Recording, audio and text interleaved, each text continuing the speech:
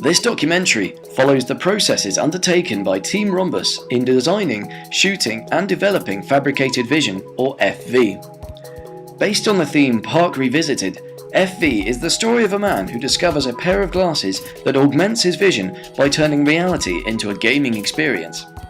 This provided a large degree of creative freedom and allowed Rhombus to integrate a broad range of CGI and VFX elements. Augmented reality is an intriguing topic and one that is relevant to Team Rhombus's discipline. This justified the challenge for Rhombus in how best to portray it in film.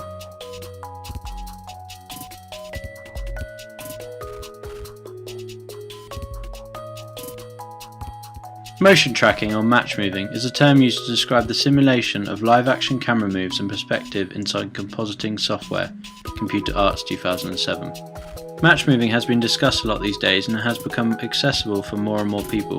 With the introduction of programs like Synthesize, PF-Track and the Foundry's Camera Tracker plugin, the reconstruction of a 3D camera move has been made easier. Q 2010. Match moving is becoming more and more popular in the visual effects world. Pixel Art 2009. There are a dozen programs for 3D tracking and they all share the same purpose, camera matching. Kramer 2008. Within the Fabricated Vision project, many different match-moving programs were tested, including Buju, PF-Track and Mocha. Buju was efficient but difficult to learn and use. PF-Track was much more quick and easy with good outcomes. The physics simulators Reactor and Rayfire were compared for use within the block shattering scene. The final decision to use Rayfire to simulate the physics was due to the capability of the tool to use NVIDIA Physics Rigid Body. This allowed for dynamic simulations containing thousands of particles to be created. Rayfire 2010.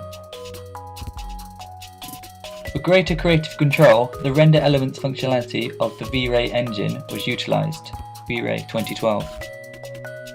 A guide by Cutler 2011 was followed in order to successfully export and composite the layers that build up the final image. Render passes allow each object or pass to be modified separately to better suit the scene. This is something that cannot be achieved if all elements are rendered out together. Wright 2010.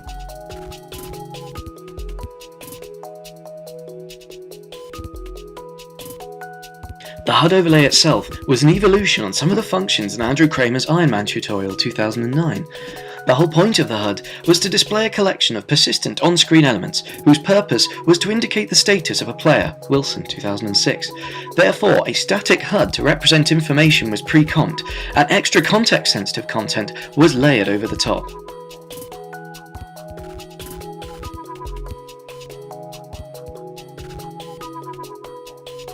As suggested by Adobe's Premiere Pro Classroom and Book, most feature films and industry projects use colour correction to match footage to a narrative's mood or genre.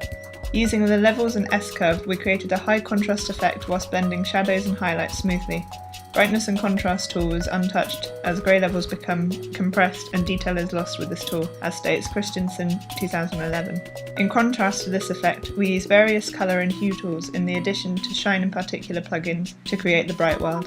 The Shine plugin reacted to the footage below so was customised to each shot. Tools such as Matte Choker allowed us to integrate the 3D objects with softer edges, and although we had matched the lighting in the 3D scene with that of the footage, colour correction was still used to match the objects with the environment. Using Keylight to eliminate the majority of the green, Matte Choker, Despill and Channel Blurring were used to soften the edges.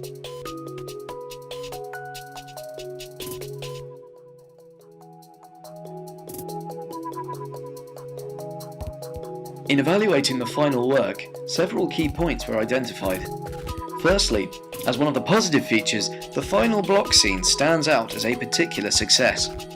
Its combination of backplate extension, 3D modelling, green screen and HUD elements made it the most complicated scene in the film, yet it was executed successfully.